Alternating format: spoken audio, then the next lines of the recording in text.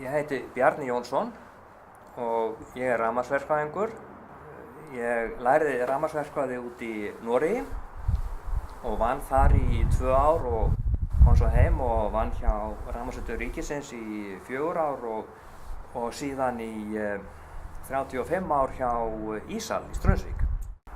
Já, því að það er alveg ný þróun í þeim efnum núna þar sem er verðlækkun. Tækniþróuninni hefur fleygt fram í sólarhlöðum og vindorkuverum sem hefur leitt til verðlækkunar frá þessum orkulindum. Og síðan er náttúrulega gasvinnslan í Bandaríkjunum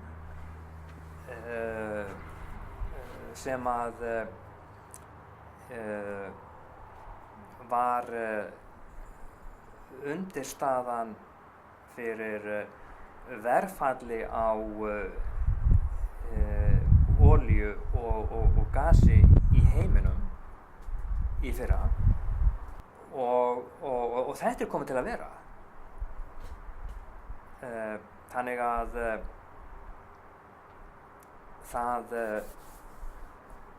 er alveg nýtt orkuumhverfi að birtast sem að og svo er líka verið að þróa nýja gerð af kjarnorkuverum sem að eru ekki með þessum gríðarlega úrgangsvanda sem að gömlu verin eru, svo að það er ekki bara gull og grænir skógar framundan hjá í orkugeiranum.